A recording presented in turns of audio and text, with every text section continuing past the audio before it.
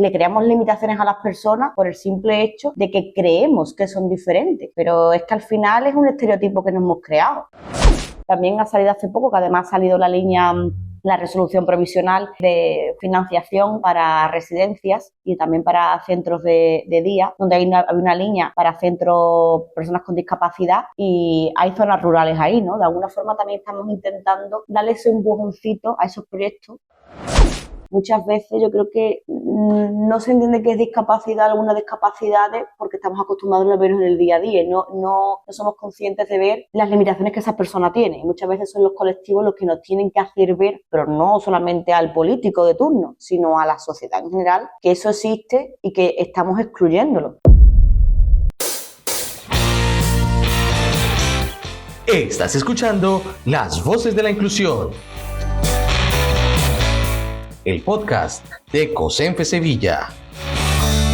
Hola, qué alegría estar contigo como cada miércoles a partir de las 11 de la mañana, hora peninsular, en un nuevo episodio del podcast Las Voces de la Inclusión, la apuesta sonora de COSENFE Sevilla por visibilizar el mundo de la inclusión social y la discapacidad de Sevilla y su provincia. Para esta oportunidad, nuestro último episodio de la primera temporada, contamos con la presencia de la delegada territorial de Inclusión Social, Juventud, Familias e Igualdad en Sevilla. Estamos hablando de doña María Luisa Cava Cornell. Bienvenida, María Luisa, al podcast Las Voces de la Inclusión. Muy bien, muchísimas gracias por invitarme y por conocer un poquito qué hacemos de la Junta de Andalucía, y también conocemos un poquito más a mí misma, ¿no? Ese corazoncito que todas las personas tenemos. Sí, vamos a hablar de una parte técnica y por supuesto vamos a conocer también a esa María Luisa mucho más allá del cargo como delegada y como profesional en Derecho, ¿no? Mucho más allá de eso. Contamos un poco su biografía. Ella es licenciada en Derecho por la Universidad de Sevilla y cuenta con un título de experta en Derecho de Familia y Sucesiones por la Universidad Pablo de Olavide. Ha ejercido como abogada en el área de Derecho Administrativo, así como en el ámbito de la contratación pública, entre muchos otros ámbitos. Fue asesora del Instituto Andaluz de la Mujer en la provincia de Sevilla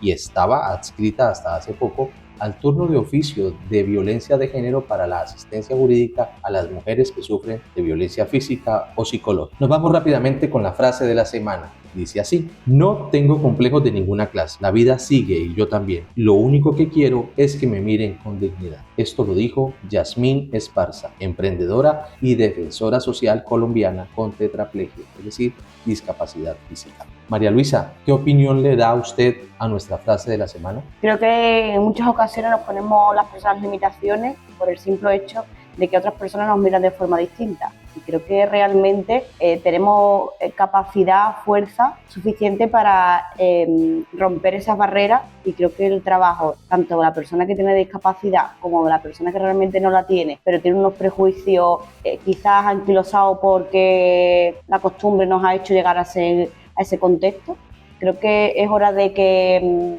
nos abramos, ¿no? Y no veamos tantos problemas en cosas que realmente no las hay. No valoramos realmente lo que tenemos. Es correcto. Muy buen remate, no valoramos lo que tenemos muchas veces. Y es verdad, esa es la invitación a valorar nuestras capacidades y sobre todo nuestras potencialidades. Entrando ya en la parte seria de la entrevista, usted cumple un rol muy importante en el liderazgo y la convocatoria de lo que llamamos el Consejo Provincial de Atención a Personas con Discapacidad, y dentro de ese consejo, que hace poco de hecho ha tenido su celebración, su reunión, nosotros como COSENFE Sevilla le hemos presentado a usted un documento de necesidades más relevantes que tiene la población con discapacidad de la provincia. Agradecer además por su disposición de recibir dichas peticiones, siendo nosotros esa voz de nuestro colectivo, y también la enhorabuena por haber hecho la convocatoria para que ese consejo se llevara a cabo. ¿Cuáles han sido las conclusiones, María Luisa, y esos compromisos que ha adquirido esta delegación en favor del colectivo con discapacidad? Bueno, pues lo que me queda claro es que todavía queda mucho por trabajar, que es un camino difícil, que al fin y al cabo podemos hacer diferentes políticas para que esa inclusión sea una inclusión real, pero que al final es que es trabajo en equipo. Muchas veces quitarnos directamente esa venda que tenemos en los ojos, que nos creamos unos prejuicios que realmente no existen, y le creamos limitaciones a las personas por el simple hecho de que creemos que son diferentes, pero es que al final es un estereotipo que nos hemos creado. Eso es lo que yo opino y lo que creo que tenemos que trabajar en esa línea. Sí es verdad que en esa primera toma de contactos que tuvieron con las entidades, COCENFE nos propuso hacer unas mesas de trabajo, ¿vale? Que sí me llegó la información por parte de COCENFE. Y es verdad que ahora mismo estamos centrados en escuelas de verano, ¿vale? Que incluso en este caso hay 2 escuelas de verano que se ha abierto una, no la niña, ¿no? Sino que se ha promovido de alguna forma que haya escuelas de verano de forma inclusiva para personas que tienen discapacidad. Una es en Las Cabezas de San Juan y otra es en Lebrija, que además voy a visitar para ver la realidad de esa municipalidad y de esos proyectos que las entidades sociales están poniendo encima de la mesa para ayudar al colectivo y también para hacerlos visibles. O sea, con esa visión, también con lo que COCENFE nos ha puesto encima de la mesa también, con esa valoración y también con esa propuesta de mesa de trabajo, una vez que termine esta etapa que estaremos con la escuela de verano, sentarnos nuevamente con esa jefatura de servicios para hacer una propuesta real para llevar nuevamente a la comisión. Esa es nuestra idea o esa es nuestra proyección, digamos, a corto o medio plazo que queremos trabajar en esa línea. Compromiso fuerte y decidido, entonces. Yo creo que sí. Sí es verdad que esta delegación es muy amplia, es muy diversa. No terminas con un proyecto que ya tienes otro encima de la mesa, pero yo intento que aquello que empieza a trabajarse no lo dejemos en el olvido. Y si durante la etapa, porque al final esta consejería o esta delegación es muy transversal, muchas veces te salen oportunidades para ayudar a colectivos de otros proyectos que salen, que al final es cooperación, colaboración conjunta. Hace poco, por ejemplo, salió un proyecto que era de COCENFE para el tema de el Job2, para un proyecto que tenía encima de la mesa que quería invitar a los colectivos, bueno, a profesionales que estaban trabajando en centros de menores, y aprovechando que estaban convocados para otro proyecto, se le continuó la jornada de trabajo, de información para que se pudiera COCENFE, voy a decir enganchar, ¿no? Pero al final no es enganchar, sino aprovechar esa oportunidad. Prefiero que el contacto directo con las entidades te hace de alguna forma que cuando venga otro proyecto que le pueda llegar a interesar o que puedan explicar lo que hacen, creo que es muy necesario. Al final todos los entes sociales trabajen en equipo y vean la realidad de otros colectivos, porque al final es una ayuda mutua. El dato de la semana. Como contexto, casi 50.000 personas viven en esta provincia que tengan algún tipo de discapacidad severa, con más del 65%. De esa cifra, más de 13.000 personas viven en zonas rurales. Estos son datos del Centro de Valoración y Orientación de Personas con Discapacidad de la Junta de Andalucía. De esa cifra que viven en zonas rurales, son pueblos de menos de 20.000 habitantes. 13.000 personas en pueblos de 20.000 habitantes, con lo que conlleva el tener la falta de prestación de servicios públicos. ¿Qué estrategias, María Luisa, desde su función, dependencia y cargo, se están llevando a cabo para mitigar ese impacto en las personas con discapacidad que habitan en el entorno rural? Nosotros principalmente, desde el Centro de Valoración, lo que se está intentando, en muchas ocasiones, siempre que lo permita el procedimiento de valoración de la discapacidad, es hacer esas entrevistas que se hacen de forma presencial, si te lo permite el perfil de esa persona, y sabemos que muchas veces hay muchas limitaciones en cuanto a que puedan venir al centro de valoración, es hacer esa entrevista como se hace actualmente. Gracias al COVID, por llamarlo de alguna forma, se ha virtualizado, y se ha abierto la ventana, nunca mejor dicho, a que al final utilicemos pues las videollamadas, que utilicemos otras herramientas como Zoom, otros aplicativos que te puedan dar esa facilidad del tú a tú sin tener que desplazarte. Eso es lo que estamos de alguna forma intentando agilizar, facilitar a la persona. También ha salido hace poco, que además ha salido la resolución provisional de financiación para residencias y también para centros de día, donde hay una línea para centros, personas con discapacidad, y hay zonas rurales ahí, ¿no? De alguna forma también estamos intentando darle ese empujoncito a esos proyectos que hay en zonas rurales que realmente necesitan pues la financiación adecuada y acorde para que terminen esos proyectos, de luego se pueda sacar perfectamente la plaza para que esas personas que tengan discapacidad y que necesiten de un recurso, ya sea un centro de día o una plaza residencial, puedan entrar. También este año sacamos lo que es la línea de ayudas para adaptación, para adquirir nuevos artículos, como por ejemplo tablets adaptadas, móviles adaptados, los vehículos adaptados. También, digamos, no está centrado al 100% al medio rural, pero de una forma también se ha intentado trabajar con los servicios sociales comunitarios, haciendo más hincapié en esas zonas rurales como la campiña de Sierra Norte, la campiña, Sierra Sur, que de alguna forma están un poco más desconectados de lo que es Sevilla Centro, para que al final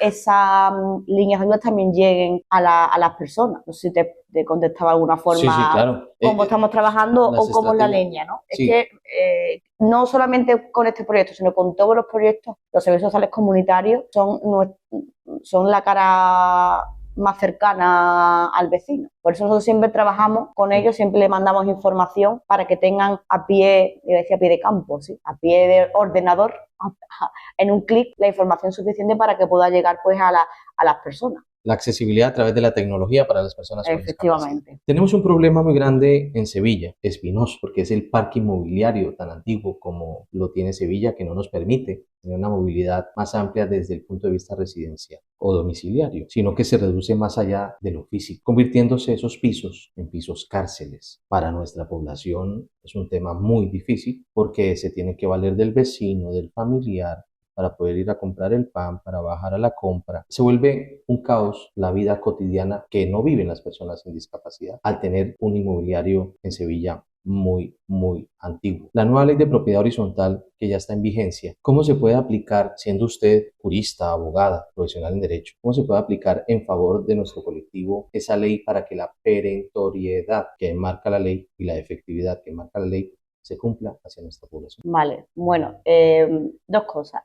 Por un lado, si no estoy mal informada, creo que la Consejería de Fomento saca unas líneas de ayuda para la creación, ¿no?, de ascensores para el tema de la movilidad, y me consta que uno de los puntos es que para que uno de los puntos sí que da más puntos, puntuación, por redundante que suene, es para, o sea, que haya personas en el bloque que tengan algún tipo de discapacidad y lo puedan acreditar. También valoran lo que es la edad del mayor, etcétera, etcétera. Y también me consta, o eso creo, que dentro de la ley se habilita de alguna forma a que se tenga que adaptar la vivienda. Es decir, la Junta Ordinaria de Vecinos tiene que acordar, y no puede haber nadie que diga lo contrario, que realmente tenga que aplicarse la entrada para dar accesibilidad, diferentes cambios estructurales que necesite el bloque, donde los vecinos no pueden negarse a hacer esa reforma. O sea, como jurista te digo que dentro de la propiedad, dentro de la ley, que a mí es verdad que hace un año aproximadamente que no toco una normativa, ¿vale? Dentro de la ley te establece que todo es de forma recordando. Recuerdo que había comunidades de vecinos donde había personas que se negaban a ejecutar una decisión tomada por la Junta de Vecinos, donde por mucho que esa persona se negara a cumplir esa Junta Ordinaria, es que no tenía tutía, porque es que la ley obligaba de alguna forma, o creo que daba un plazo temporal para que las viviendas se adaptaran a personas con discapacidad o personas con movilidad reducida. Creo que en un primer margen, que a lo mejor estoy metiendo en cabeza de 11 varas, aquella persona que tenga discapacidad y viva en comunidad tendría que poner encima de la mesa de sus vecinos la necesidad que tiene de que la propia comunidad haga esa reforma, porque es que la ley lo establece. Si ve que realmente va a haber mucha negatividad, porque al final vivir en comunidad sabemos que muchas veces da discusiones y dolores de cabeza, quizás sí pueda optar por una vía de forma intermediaria, que es pedir a la Junta de Andalucía esa subvención que sale, si no recuerdo mal, creo que de forma anual, para la construcción de ascensores, y que además da puntos el que haya personas en la vivienda o en ese bloque de vecinos que tengan algún tipo de discapacidad. Es como yo enfocaría quizá la situación si fuera una vecina y viviera en un bloque de piso donde me veo muy limitada a la hora de bajar de mi tercero a comprar el pan. Exacto, sí, que son labores diarias, además. Sí. Además, si una persona con discapacidad octogenaria o septuagenaria no tenga la posibilidad porque vive en su piso, además que la discapacidad no solamente es por nacimiento, se adquiere por alguna situación en la vida o por el mismo envejecimiento, y además que es un compromiso de todos el tema de la inclusión. Si hay una persona que en este momento viva, como usted acaba de decir, en una tercera planta y no pueda bajar a comprar el pan, ¿qué debe hacer? ¿Cómo puede solicitar a través de esta ley de propiedad horizontal esas transformaciones para que en su piso o en su bloque haya un ascensor? Vale, sí es verdad que para incluir algún tipo de orden del día, estoy jurista puro y duro, para incluir algún tipo de orden del día dentro de esa Junta Ordinaria o Extraordinaria necesita tener más de una firma en la solicitud. Yo entiendo que en un bloque de piso donde esa persona pues vivirá, lleva toda su vida ahí, tendrá vecinos que se conocen, creo que el número mínimo de firmas, dependiendo del quórum, de cuántos sean en la comunidad, no creo que nadie se vaya a negar a solicitarle por escrito de alguna forma esa inclusión dentro del orden del día de una junta de vecinos, tanto la inclusión como quizá una junta extraordinaria donde el tema a tratar sea ese aspecto, la instalación de un ascensor o la instalación de alguna maquinaria. Muchas veces estamos hablando de que es un primero y a lo mejor pues el ascensor más caro y quiere una típica silla que pueda bajar a la zona del rellano, diferentes opciones que se pueden plantear dependiendo de la idiosincrasia del propio bloque de vecinos. Yo creo que lo enfocaría por ese aspecto. Bien, muy aclarada entonces, querida audiencia, esa información por parte de la jurista, la profesional en Derecho, María Luisa Cava Coronel, y además delegada territorial de Inclusión Social en la provincia de Sevilla. En materia de accesibilidad universal, hay una obligatoriedad de ley que ejerce sobre las administraciones municipales de crear e implementar los planes de accesibilidad en los 106 municipios de la provincia de Sevilla, lo que lo hace importante y muy necesario, pero que en la realidad, en la práctica, solo se está aplicando en solo 3 municipios de la provincia. ¿Cómo se le está haciendo por parte de esta delegación el seguimiento para que no siga siendo una letra bonita de normatividad y se aplique? Vale, principalmente hay que destacar que nosotros hasta cierto punto tenemos algún tipo de tenemos competencias, ¿vale? Pero la mayoría de las competencias relativas a aquellos municipios que están por debajo de los 20.000 habitantes, como ha dicho antes, que había diferentes limitaciones, todo eso se hace a través de los servicios sociales comunitarios, a través de Diputación, ¿vale? Nosotros lo que estamos haciendo es poner encima de la mesa la realidad de los diferentes municipios, obligarlos como tanto, a lo mejor me equivoco, pero creo que nosotros hasta cierto punto no podemos obligar ni podemos sancionar a algún ayuntamiento que realmente no llega a cumplir. Pues la ley es la que obliga. Sí, pero no tenemos nosotros expediente, entiendo, ¿vale? En ese tema, te lo digo claramente, no es un tema que haya estudiado en profundidad de saber qué tipo de procedimiento, digamos, disciplinario se podía enfocar en contra de los ayuntamientos que no estén cumpliendo esa obligatoriedad de poner al día a sus municipios. Sí me consta que hay ayuntamientos que, aunque no de una forma fehaciente están con ese protocolo, pero de alguna forma sí están haciendo diferentes modificaciones en su día a día de su funcionamiento, llámese quitar barreras arquitectónicas de edificios o quitar barreras arquitectónicas de lo que es la propia calle. Sí, es verdad que ahora mismo lo puedes escuchar, este es el ruido constante de la delegación, pero por eso es una delegación viva en todos los sentidos. Podcast en vivo.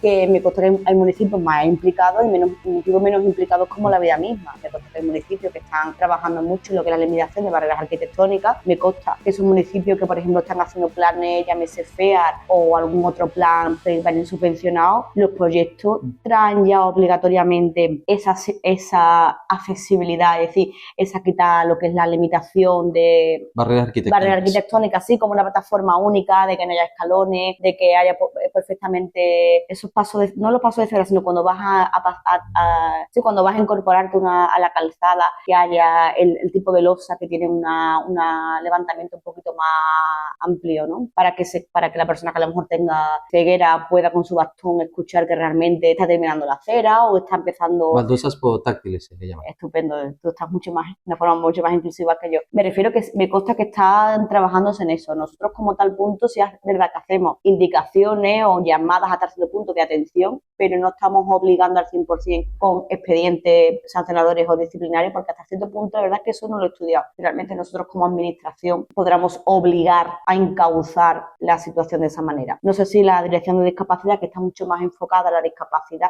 más que las propias delegaciones, sí está trabajando en ese aspecto. Supongo que sí, porque me consta que la dirección está siempre activa. Nosotros, verdad, como digo, trabajamos mucho más por proyectos y trabajamos mucho más, de una forma mucho más transversal que lo que trabajan las direcciones, que en exclusividad trabajan la discapacidad o trabajan los mayores o trabajan la infancia. Así que ahí, lo digo, con la mano del corazón me habéis pillado un poquito. Bueno, el compromiso queda para que a partir del momento pues se puedan ejercer. Miraré a ver qué podemos hacer. Esa respuesta es una salida muy administrativa. Bueno, la verdad, tengo que saber realmente hasta qué punto nosotros tenemos competencia o cómo podemos nosotros hasta cierto punto obligar a los ayuntamientos a cumplir. Ahí la verdad que me pierde un poco lo que son las competencias nuestras pura y simplemente, o quién es competente para obligar a una entidad a que cumpla ciertas cosas. Ahí, sinceramente, me pierdo como jurista y como delegada, la verdad. Como delegada territorial en temas de inclusión e igualdad en la provincia, en el tema de la línea de programas y ayudas a personas con discapacidad, si bien ya he mencionado una muy importante, se está estudiando la posibilidad de buscar programas y proyectos concretos que vayan destinados a hacer intervenciones en las zonas rurales, trabajando en el tema de los transportes públicos, las prestaciones en salud, en educación. ¿Porque te refieres que a día de hoy no hay ayudas en ese aspecto? ¿O es decir, para fortalecer las que pueden haber y las nuevas que puedan salir, en favorecer, porque hay una carencia en ese tema de la prestación de servicios en salud, de servicios en educación, que tienen que venir hasta la capital y no tienen esa accesibilidad. o esa facilidad para adquirir esos servicios. Vale, sí es verdad que en temas como por ejemplo educación o lo que es tema de transporte, no es un tema que yo realmente esté dentro de mi área y hasta cierto punto no me atrevería a hablar de ello. Me consta que desde salud sí se está trabajando lo que es de alguna forma el dotar a centros, digamos, como un centro un poco más especializado en diferentes zonas que no sea el simple centro de salud por simplemente que estamos acostumbrados. Pero como digo, no hablaría con seguridad porque no es un tema que trabaje igual que el tema de la educación. Sí me consta que desde educación se trabaja con el tema de la discapacidad y se está intentando pues mejorar cualquier tipo de servicio que exista. Nosotros como inclusión, las líneas de ayuda no salen directamente desde aquí. Las líneas de ayuda vienen de alguna forma pues desde consejería. A mí sí me consta que el director de discapacidad sí se ha sentado con los diferentes colectivos o agrupaciones de colectivos para mejorar de alguna forma o trabajar con líneas que a lo mejor estén creadas pero que a lo mejor tengan ciertas limitaciones o que hayan aparecido algún tipo de discapacidad desconocida, algún tipo de discapacidad que se desconocía el volumen o la importancia que tenía, no porque se desconociera, sino porque muchas veces yo creo que no se entiende que es discapacidad, algunas discapacidades, porque estamos acostumbrados a verlo en el día a día y no somos conscientes de ver las limitaciones que esa persona tiene. Y muchas veces son los colectivos los que nos tienen que hacer ver, pero no solamente al político de turno, sino a la sociedad en general, que eso existe y que estamos excluyéndolo. El simple gesto de no tener paciencia cuando alguien que es sordomudo está intentando hablar contigo y comunicarte y tú miras hacia otro lado porque a esa persona le cuesta trabajo comunicarse. Bueno, pues tendrá que tener un poco de paciencia porque esa criatura lo está pasando mal. Bueno, de hecho, se dice más bien sordo. ¿Vale? Sí, porque ellos no quieren realmente que se diga Porque sordo. ellos tienen su lenguaje, que es la lengua de signos. Ellos, por ejemplo, nos trasladaban que cuando iba muchas veces a los centros de salud, que el médico, la doctora oportuna, cuando le enseñaban el móvil para que puedan comunicarse con su intérprete, que se creían que lo iban a grabar, estaban un poco reacios. Ese tema, por ejemplo, sí se habló con la dirección general y me consta que en alguna que otra reunión el director sí lo ha transmitido. Pero muchas veces, como digo, tienen que ser las entidades o los colectivos quienes nos hagan ver que hay diferentes cosas que se pueden mejorar, a lo mejor con una simple conversación o un simple protocolo. No es tan simple porque al final tenía su trabajo detrás,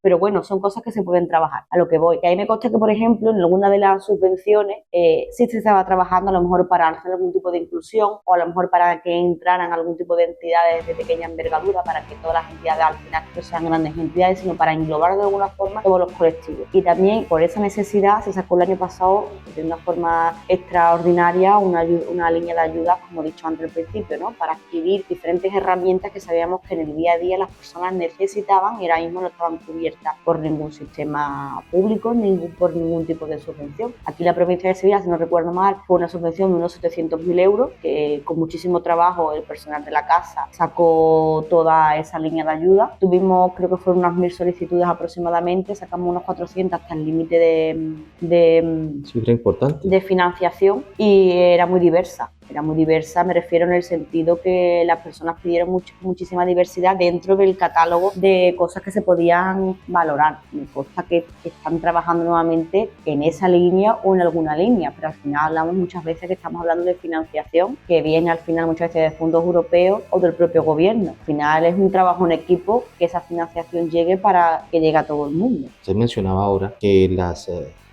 tercer sector o el sector de la discapacidad es el que trabaja para visibilizar o el que da cuenta de las necesidades de las personas con discapacidad, y precisamente para eso es este podcast, para visibilizar temas tan complejos para las personas con discapacidad y que a través de todo el ecosistema de la inclusión, administraciones, tercer sector, empresas, líderes, fundaciones, asociaciones, visibilicen a las personas con discapacidad y además darle pronta solución o una solución efectiva a esas situaciones que se vive a diario. Vulneración tras vulneración sistemática de derechos humanos de las personas con discapacidad. Ahora bien, ya usted mencionaba hace poco que desde COSENFE Sevilla se hizo un evento, un proyecto europeo, IYUD, que es para trabajar con profesionales que trabajan a su vez con personas en situación de vulnerabilidad o de riesgo social, como lo es el colectivo de discapacidad específicamente. Queremos dar las gracias por ser parte activa de la colaboración en el pasado evento que tuvimos el viernes 28 de junio en la sede de Entre Parques. Ahora, desde el punto de vista de la vulneración sistemática de derechos, como les mencionaba, que tiene la población con discapacidad, hay una visión jurídica como profesional en derecho. ¿En qué nos podría venir bien a las entidades sociales en visibilizar todas esas problemáticas, necesidades, entre otras, que surgen en las personas con discapacidad en cualquier ámbito?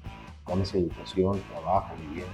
¿Cómo podemos hacer ese trabajo? Se refiere que realmente cómo puede trabajar para que quitemos algún, o sea, esos clichés que la sociedad tiene, de alguna forma se puedan erradicar. Correcto. Bueno, más que como jurista, creo como persona. En muchas ocasiones las empresas no son capaces de contratar porque tienen un estereotipo de la discapacidad equivocado o erróneo. Hay muchísimos tipos de discapacidad y que tengan ciertas limitaciones en algunas tareas de su vida diaria no quiere decir que tengan limitaciones en otras. Hay que sacar la potencialidad de esa persona.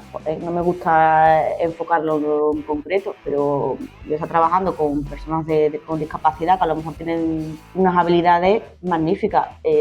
Recuerdo en un momento puntual que esa persona tenía ciertas limitaciones a la hora de atención al público porque se ponía nerviosa, pero luego, por ejemplo, con el teléfono, cuando no veía a la persona, era una maravilla de cómo comunicaba y cómo realmente era capaz de causar las situaciones. Al final, como he dicho y lo he dicho al principio también, ¿no? Con mucho trabajo en equipo. La limitación quizás la estás creando tú, no estás viendo más allá de cómo esa persona puede ayudarte y cómo tú puedes ayudarlo con el contrato. ¿Cómo se puede trabajar o cómo puedes quitar esos estereotipos? No sé si quizás con haciendo, igual que si haces una de networking para que la gente se conozca, para que los empresarios se conozcan, o nada de networking para que realmente vean que detrás de una limitación hay una oportunidad, hay una limitación porque tienes cierta limitación en cuanto a hacer tal trabajo tú al otro, pero hay una capacidad o una potencialidad de esa persona que tú desconoces. Lo que pasa que las personas con discapacidad llevan el plus o a la espalda, digamos, su logotipo de discapacidad, pero que más que un logotipo de discapacidad, al final, nos guste más, nos guste menos, el empresario lo que busca es ganancia o el rendimiento económico.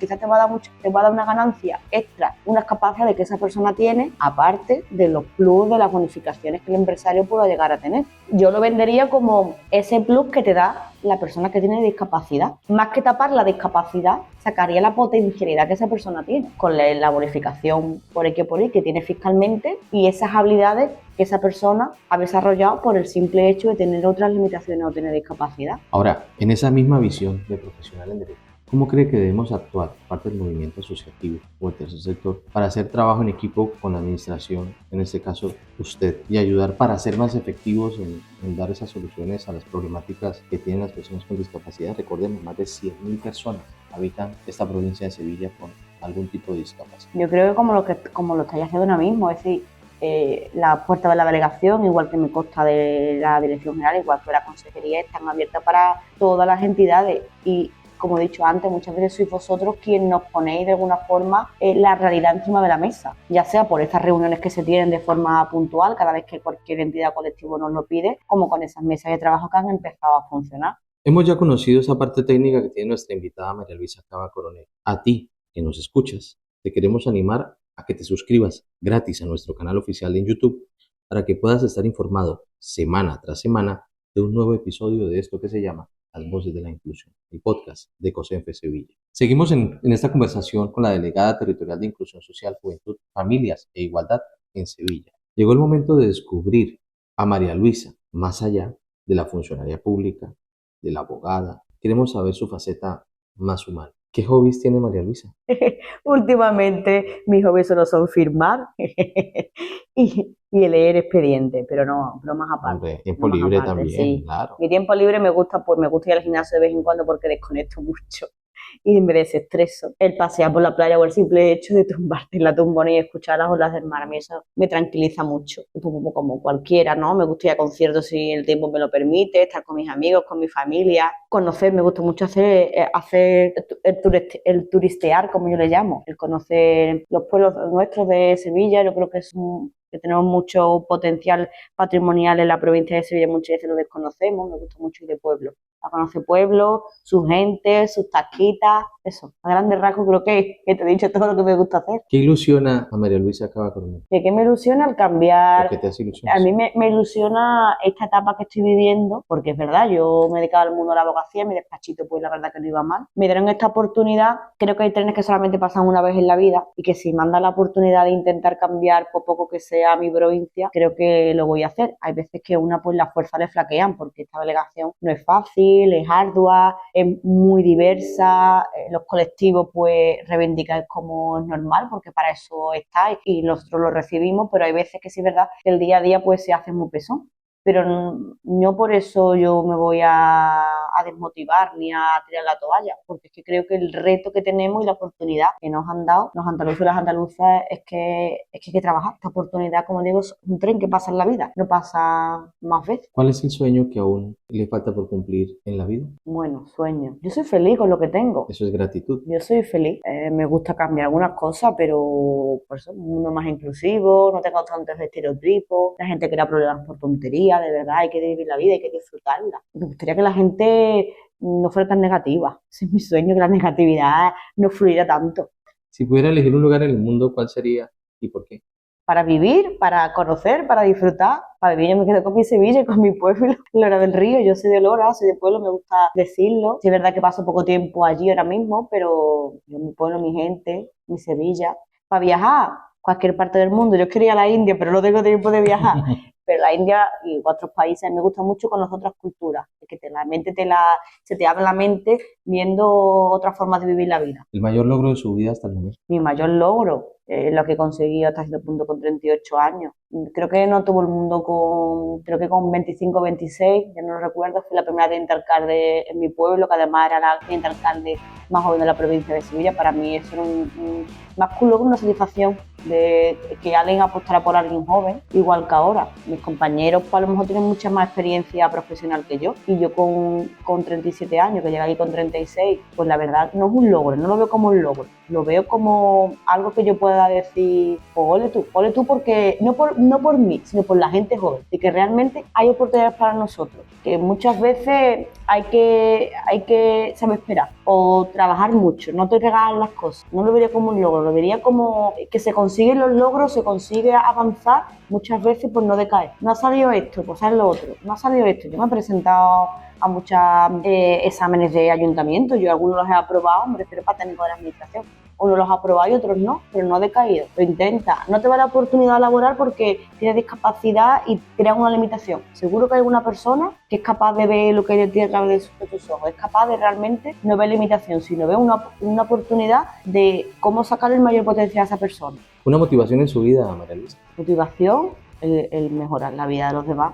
Qué bonita ha quedado, pero es que la verdad, el intentar, me motiva mira, aquí en esta delegación, o en la Consejería, creo que en general, trabaja con mucha gente, muchos expedientes, pero al final a mí me llena muchísimo por pequeño que haga, si eres capaz de hacer feliz o de conseguir un logro para esa persona, a mí eso me llena para seguir para adelante. ¿Qué la inspira a trabajar por la discapacidad? El que eso se elimine, el que de alguna forma no creamos más limitaciones de las que ya existen.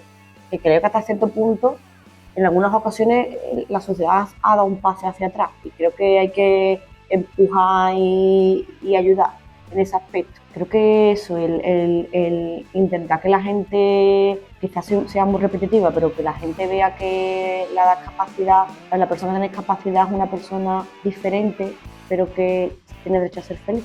Que no seamos nosotros quien lo amarguemos. De verdad, que a veces ponemos problemas a lo que nos hay. Esa criatura lo está pasando mal y tú lo estás haciendo que lo pase peor. ¿Qué trabajo te cuesta? ¿Qué sé? Como un simple gesto de tener paciencia. Y ser facilitadores también. Cuando vas en el Tusán y resulta que la persona con silla de ruedas está esperando que le suba tu rampita, porque te mosquea, porque está tardando más, cariño, es que podías ser tú, es que podías ser tu padre. Un poquito de tranquilidad, sin haberte levantado antes.